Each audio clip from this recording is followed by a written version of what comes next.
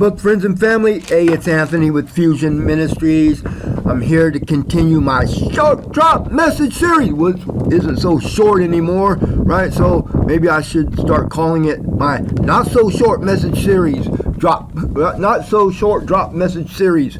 How to get stoned. Scripturally, that is. So we are in part 9 of that study. I'm using a different method today. I got my laptop out and trying to sit down. I'm trying to not get so excited and all over the place, right? So I'm trying to develop this message a little further, and my presentation to look more organized and not so scattered all over the place. So I got some notes, so I'm going to try to stay to my notes. I'm going to try not to get too excited, but this is an exciting topic, and God, me being in Him and Him being in me and He sharing His power with me, that's exciting stuff, man. It's empowering to me, and this I can't not get excited about it. But anyway, here we go. We're in part 9 of my series, how to get stoned. Scripturally, that is. So we know that the religious community of Jesus' day sought to stone him, right? They picked up stones to throw at him, not once, but twice at least, right? And so you got to be pretty pissed, pretty angry to want to pick up some stones and start heaving them at a dude, right? Man, anyway, so we're looking at how to get stoned by the religious community. If the religious community of Jesus' day sought to stone him, then the religious community of our day will seek to stone us if we are effective imitators of him. All right, so where we left off was John chapter 10, verse 33, where the religious community, that would be referred to as the Jews, they answered him and replied, "For a good work we don't stone you." So we understand that good works alone won't get us stoned. Then they continue on and say, "But for blasphemy," comma, right? And so wherever we see a comma, that's our pause, that's our leap off point.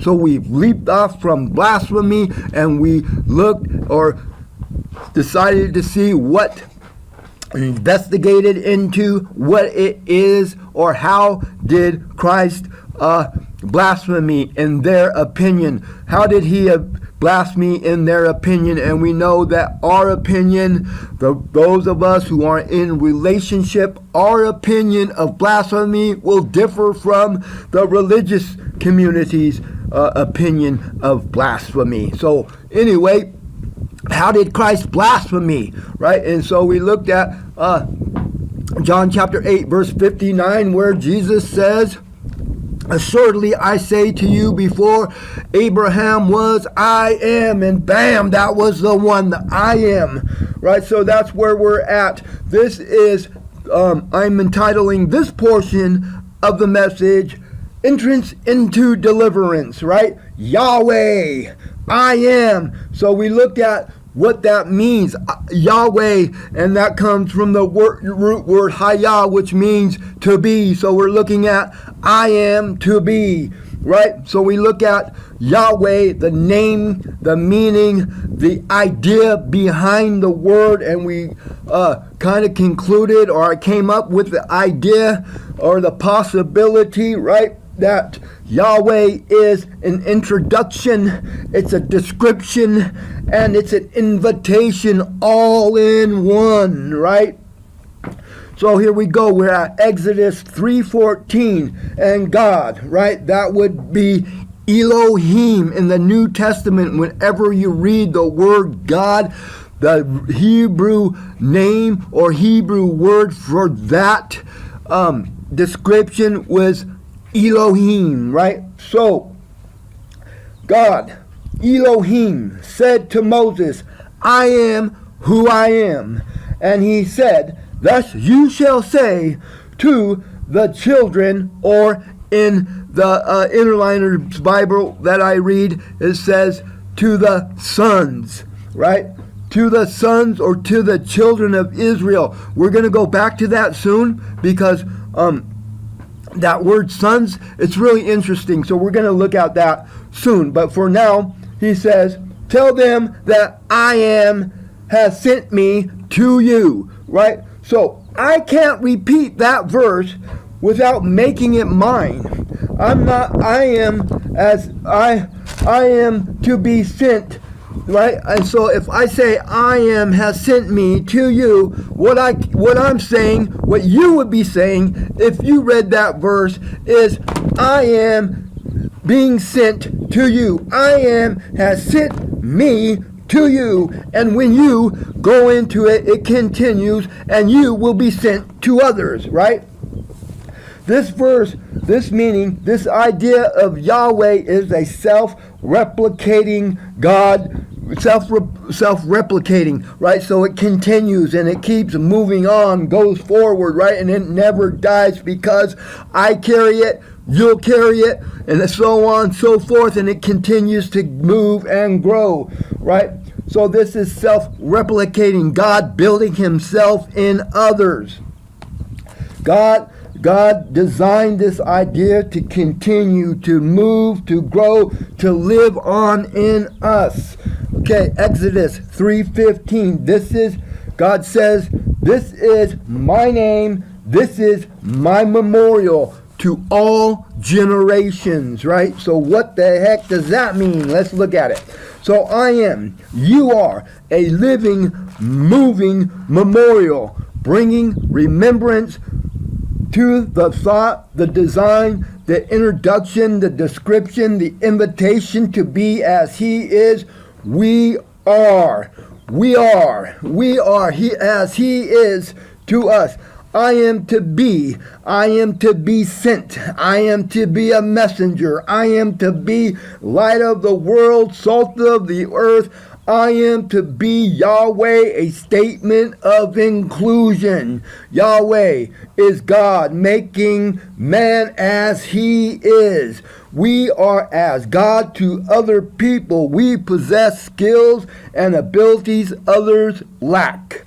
Removal of character defects, entrance of godlike character traits. Yahweh is the beginning of deliverance. God said to Moses that he was going to deliver the children of Israel out of bondage, and that he was going to do that through Moses, right?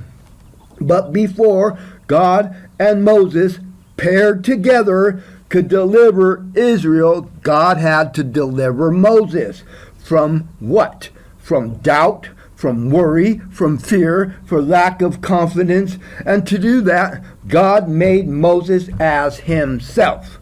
Exodus 4:16, right? And this is God speaking to Moses, right? So he shall be your spokesman to the people, and he himself shall be as a mouth for you, and you shall be to him as God.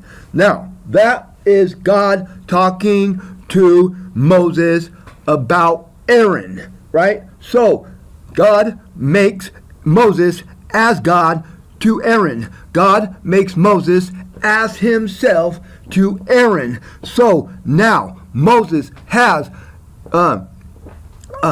abilities, powers, skills, mindsets, right? Beliefs, thoughts, and feelings that Aaron does not yet possess, right? So he is as God to Aaron, right?